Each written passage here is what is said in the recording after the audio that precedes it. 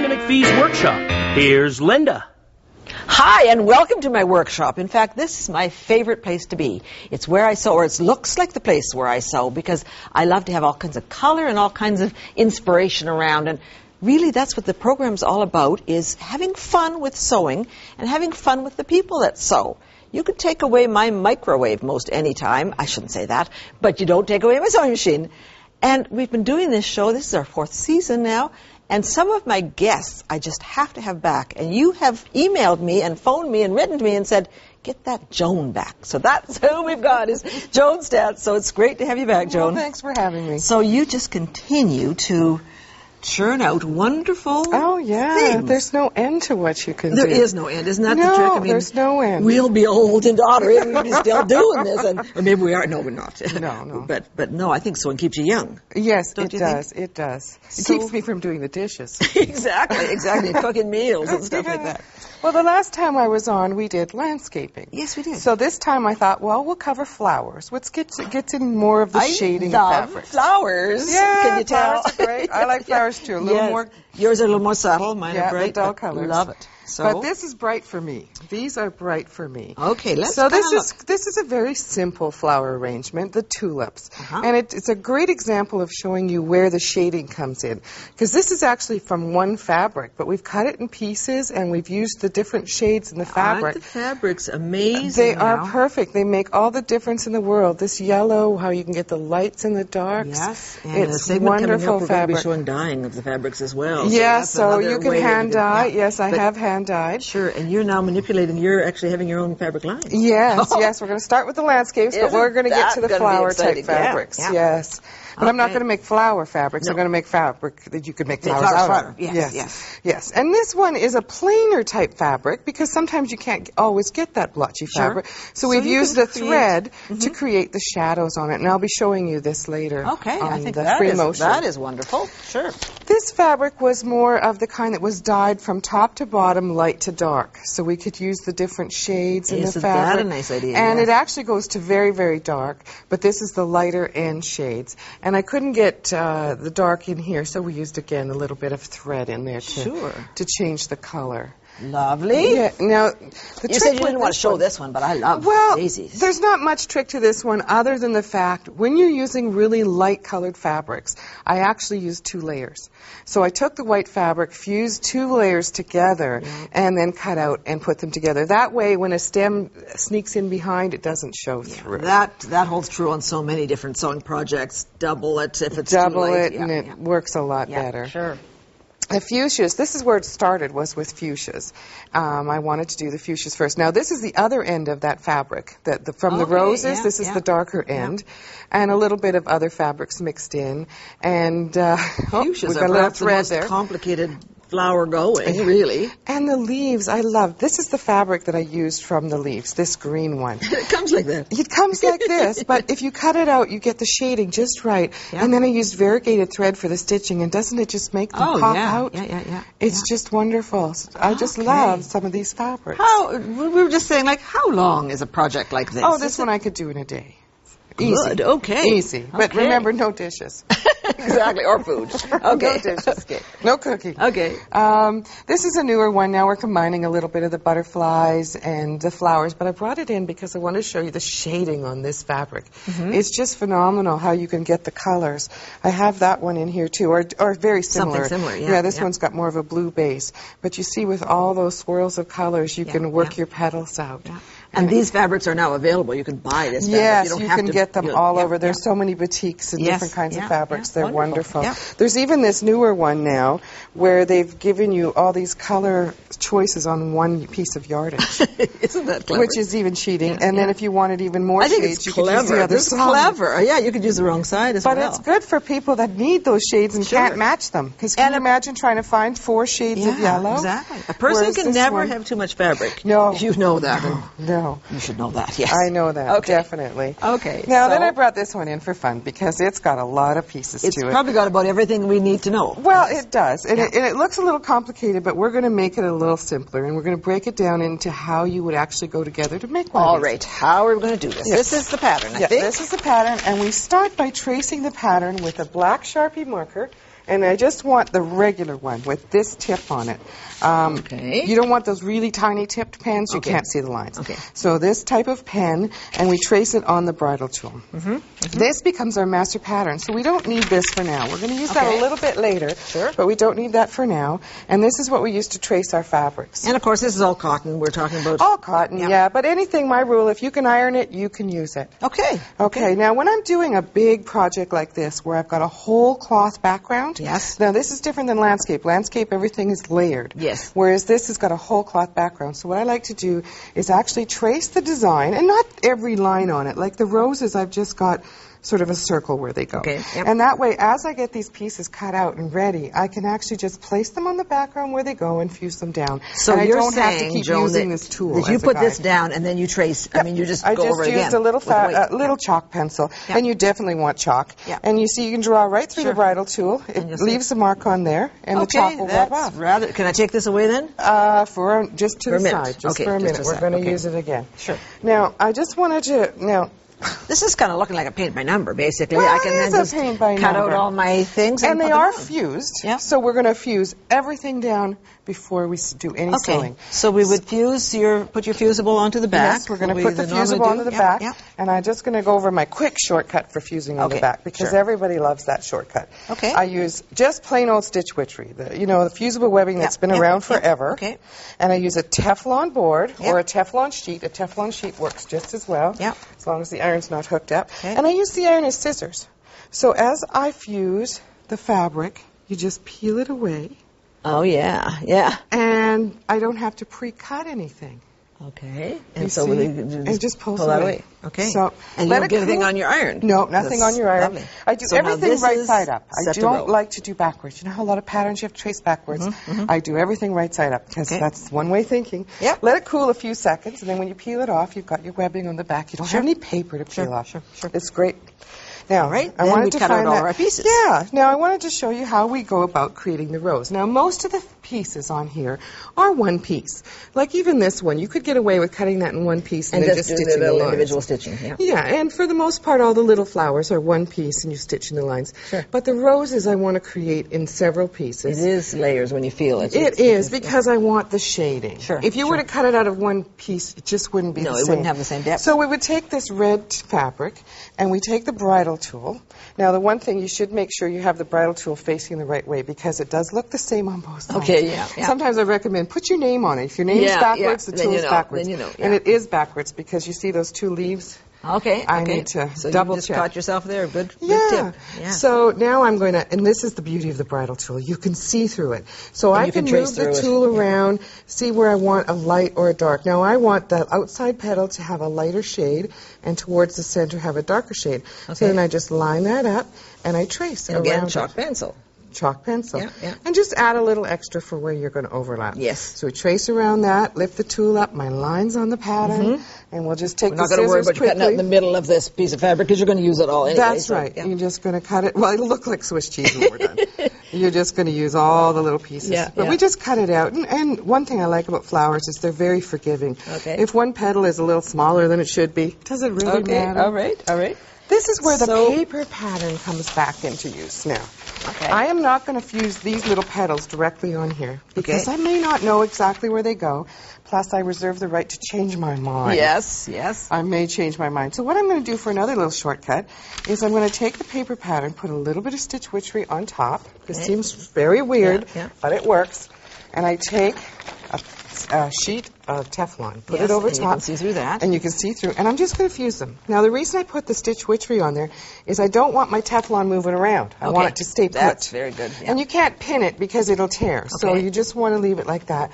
And I take my first piece, and I can see exactly where it goes. And I fuse it onto the Teflon. And then I can see that you're going to just keep layering each piece till you make that entire flower. The whole flower, and then you pick it off. Take the whole thing up. And you can even stop at that point. Because it's Teflon, I should get that to stay down. I didn't iron it very long. It's only on there, not permanently. So I could even lift it and put the leaves that coming out from behind. Sure. I could lift, tuck those under, iron it down. You could make quite a bit of this. Take it off. Well, on the smaller ones that we went through, like the fuchsias, I fused the whole thing together on the Teflon.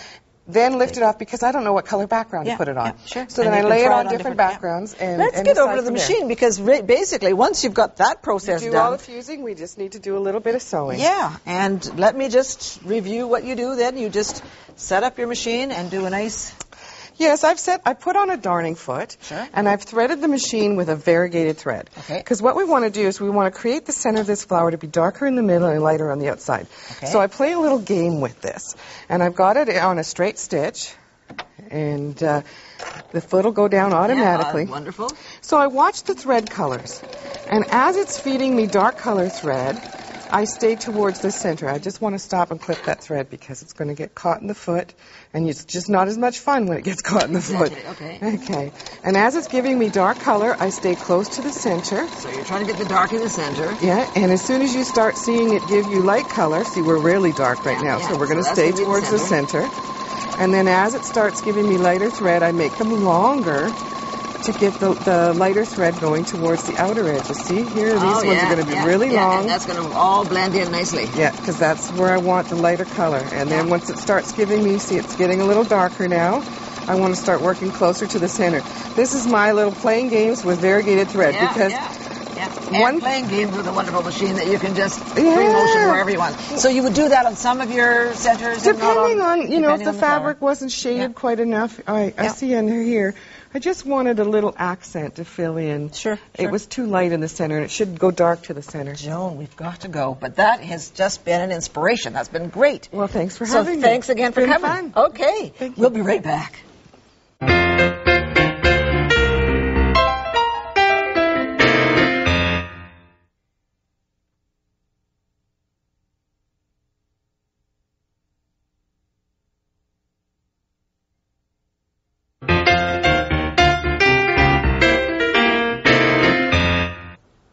The exciting part about sewing is using your machine to its best advantage, and I think everybody has a serger, but not everybody does a lot of creative things with the serger, and I've got Cathy Brady here, who is the specialist in this. This is one of the things I love to do, is take that machine and use it for beyond just the basics of what it was created for. Okay, well, I mean, there's nothing too much wrong with just serging and just doing the rolled hem on the serger. Exactly, and the rolled hem, people use it a lot, very functionally for the creating of napkins, for the finishing on their tablecloths, and it's really important to be able to use the correct type of thread, because you're not going to use just a regular serger thread. You want to use a thread that actually is called, it's called a texturized nylon. Yeah, you can see and what it it does is it goes on taut, and when it relaxes, it's fuzzy, and it fills in the gaps, so you get that beautiful clean finish on the edge. A lot of people buy a serger just for that, so I mean, that is fine. Exactly.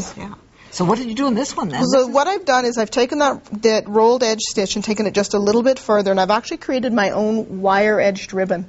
So I took two pieces of fabric and fused them together. Yeah. And what I did is I did my rolled edge stitch, and this time instead of using the texturized nylon, which you could use, I've used an untwisted rayon. Lovely. Yeah, it's a beautiful thread, and it goes on with that. One spool of this. Just one, and it goes on the upper looper. Because that inner rolled edge stitch, that's the only thread that shows. Sure. And when I've done this is I've actually stitched over top of a piece of 24 gauge florist wire. Good. So I've got. So you just be a little careful, but it does make a wonderful effect. You've got the wire, and you can actually shape it and form it to what you want it to be. This, I think, is rather gorgeous. Heirloom work quite often is relegated only to the sewing machine. And actually with the serger, we don't have to do the 3 steps of heirloom. We can do it all in one step with the serger, doing that rolled edge stitch again. So you can take the rolled edge stitch. Exactly, and all of these pieces are put together with the rolled edge. So what I've done is I've taken Swiss embroideries, and I've actually taken them wrong sides together, serged down the edges. So that would have been done like that? Exactly. Serge the pieces together and fold them out flat. And you create your own fabric. In your own embellishment. So it actually is, this isn't actually, this, I mean... That's done on the fold of a piece of fabric, a piece of batiste. It's just done on the fold, right on the fold. But you say this is quite a strong thing. For instance, you've got... Exactly. You can actually use it for construction. So this is just a quick and easy little tote bag. And taking that rolled, it is now used as a seam. And as long as your fabric was fairly firmly woven, because it's not the strongest seam, but it's firmly woven. For instance, chiffon, wouldn't that be the perfect? Anything that is see-through. It's absolutely awesome because it becomes so tiny that it's inconspicuous.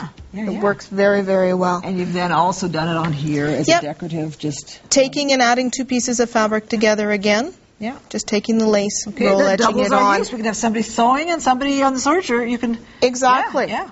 Good. Or you Show can be us. embroidering and Show serging. us. Give us the lesson. So what I've done is I've just taken the machine and I've set it up for a 3-thread rolled edge or a 3-thread narrow edge. And what I'm going to do... So this isn't difficult. You just have to adjust. Exactly. You're only using 2 loopers and 1 needle in this particular stitch. So you're using the right needle so that it's narrower. And also to help it be narrower, you're removing the stitch finger out and putting it into the rolled position. Okay. So you've got a nice narrow stitch. Now, one of the things when I'm doing construction is I like to use the really short stitch length. Okay. So a stitch length of 1.0 to work with. Yeah. And you can actually remove the other needle? I mean, physically, well, it's better to remove it because sometimes what happens is the upper looper goes across and it snags the tip of the needle, so your stitch isn't quite as tidy. Sure. And you feel like you're going nowhere fast because your stitch length is so particularly slow because it's not so nice and short. But as you cruise along, you can see that you're actually creating a wonderful seam that can be used either side. Yes. Using this regular thread, you can use it on the inside just as you're finished. Or if you had decided to use a decorative thread, you can be using it for a decorative finish on the outside. What would I do with my end there of my rolled hem? 2 things. If you're not going to see it, you can just tie a knot and clip it off. Otherwise, you want to use a seam sealant. Okay. Put it on the edge, let it dry, and clip it. And the there. seam sealant actually makes it finished. Sure. Okay, well, I think that's it. Is that the game? That's it. It's wonderful. That's as simple as it is. So we just put our adjustments on here, fix that, and check your book if you don't know how to do that. But it's pretty simple. And one of the neat things is if you actually want to put pockets onto the end of your bag, you don't have to pre-cut them. You mark them. Okay, all right. And serge them. You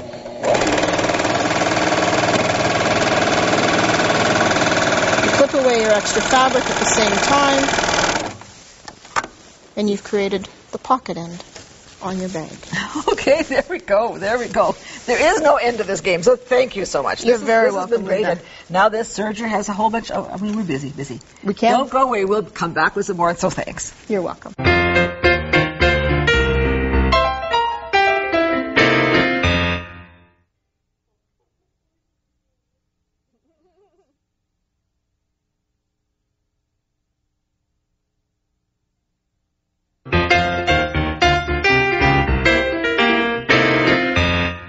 Well, that serger is kind of magic, but we're going to go from a rolled edge to a raw edge. And we're going to talk chenille, because chenille is one of the most interesting topics and probably the most inquisitive, because we get lots of people phoning and writing and emailing and asking about chenille. We're going to show you some new tricks with chenille. And Joan, you said that you didn't want to go because you... No, I love this. Yeah. I'm sticking around. Yes, I want to see how this is done. For sure. So this is scraps of chenille. You can see that we've chenilled the sleeves in traditional way, and then we've used all the scraps. So if you turn around... And a little bit of polar fleece. A little bit of fleece. And fish skin scales. and stuff. So this is plain fabric that we've embellished. Cassia lining? Cassia satin. Cassia satin. Do you want to turn around again? Because I even got carried away and said, we better do a necklace. If you've got the whole thing, I mean, you know, there's no You end. might as well. Yeah, You've got all these leftovers. Okay, It's let's go do it. wonderful. Yes. Thank you so much, Christine. All right, so Cassia satin makes a wonderful chenille. I didn't know that it would bloom. Cassia satin being flannel. Let's have a see. It's flannel on one side, satin on the other. And so it's kind of like flannelette, and flannelette blooms beautifully. Exactly. So rayon that makes beautifully. sense. Yeah. That makes sense. So how many layers did you use? We've got 3 layers of the rayon, and I really do love rayon because it's very soft. It's very soft. And of course, if it can have some pattern in it, Yeah, even that's better. right. You've got all the colors coming out. So we've got 3 layers of the rayon, and then the one of the cassia satin with the satin up. Wonderful. So as you know, the principle of chenille is 45-degree angle, and that's basically so. And we thought, well, let's make a big enough piece that we can cut out our sleeve. Okay. That's really sort of, so we're going to do a chevron on the sleeve. So you're going to sew, and you sew probably 1/2 to 5/8 of an inch apart. Just pretty consistent. So. Well, it doesn't even really matter. These don't have to be absolutely straight. No. Because by the time you cut them and bloom them, you get those You raw want to edges. see how I cut this? Yes, I do. We've just started Electric a little bit. scissors. Does that make you think you might? It's I'm so gonna do quick this and so again. yeah. So we just I'm going to do this again. yeah. So that's all that you have to do. Oh, that's wonderful. Yeah. None of that, No, this is a quick, easy way. That's wonderful. So we would sew that whole thing, cut the whole thing. We would serge around the edge and wash it. Okay, you're going to wash it before you're going to cut the pieces up. Okay. Because then it's all shrunk and you know exactly what it's going to turn out like. Exactly, you know if the it's size. for some reason a flop, then you don't go any further, but it wouldn't be a flop. No, if you want to test it, you could do a little piece. That's Sure, you could. what I like to do. And so this is it then washed. And the more you wash this, the better it Yes, gets, of course. Yeah. So we've done that. And then We cut out our then sleeve. cut out our sleeve. And you centered the line The down line the center. down the center of the sleeve, and you've got your sleeve ready to go. Wonderful. So we've just done a whole bunch. This is the magic of this TV. So we've got You're this all laid out. pinned. This is the other sleeve on there, so that's just ready to go. Oh, okay. That's the other sleeve. Okay. So what we're trying to do is get the sleeve out of the way so we can get the scraps. Scraps, And right. then you can start playing with the scraps. So these are made from scraps. Yeah. So here is the back of this one, and we then say, okay, let's take some of this junk that sometimes people might throw away. And the scraps have been washed, so you know what they're going to look like. So you can then just start playing. Oh, and the way they're cut like this, this is how you got those little railroad track Isn't that looking fun? fellas. And I thought, you know, this blue is also the same as this fleece. So here it is, We're some gonna fleece. cross. So we could cross, go over and under. This could go on top of some. And so then I started looking around to see what I've got that's blue. And of course I love fish skin. Scales, yeah. And it's leather, and it used to be a fish, and now it is now a piece of leather. And so we can chunk this into just various pieces, and I wouldn't take big, in fact, that's maybe almost too big. Yeah. We can kind of just... Now, if it was me, I would applique all kinds of things on it. The possibilities just go on and on with this. So basically I'm going to just pin all this on and kind of have a look at it and see what it looks like. Yes, and move it around and change it if you want. And once I've got all that done, let's get to, well, actually we could get to this one because we do have one that's finished here. Okay. Without the lining. Yeah, we've got all of that done. Oh, wonderful. So Okay. if you look at this, and we'll just pull the sleeve out because then you can see that the sleeve is, It's a set-in sleeve. yes it is, and there's fish skins and some of the chenilles and some of the fleece and some of everything. Plain sleeves, I think, Now, they'll what work beautifully stitch? with Did it. you just use an open zigzag, or is that a blanket stitch? We just serged the edge and top stitched it. Oh, okay. Yeah, so we Okay. don't have to turn and you any straight edges stitched under. the leather, Yeah, of course. yeah. So you would then sew the lining together and put lining right sides together. So here is the finished one. So let's have a look at this.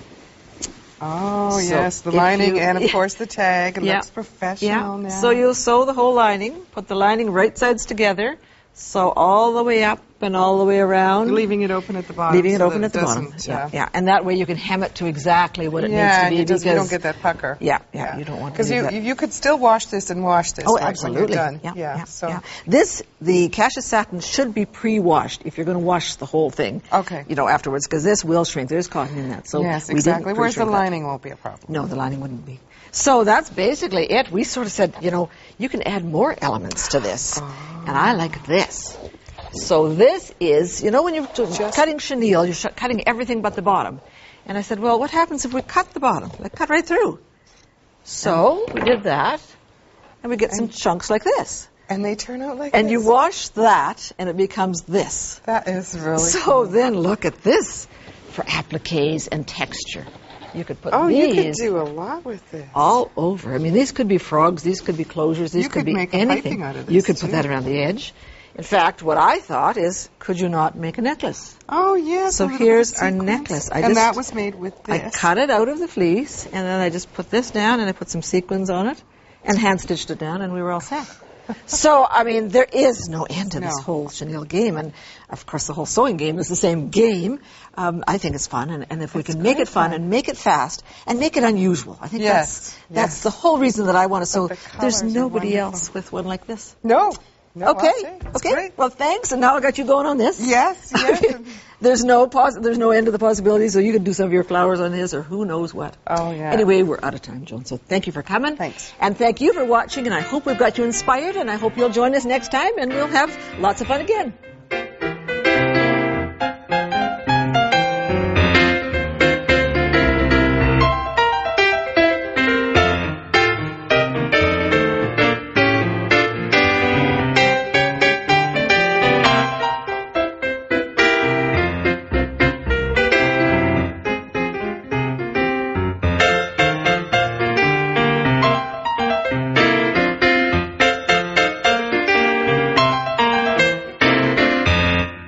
To receive the companion book for this series, send $19.98 to the address on your screen or call 1-888-MacPhee.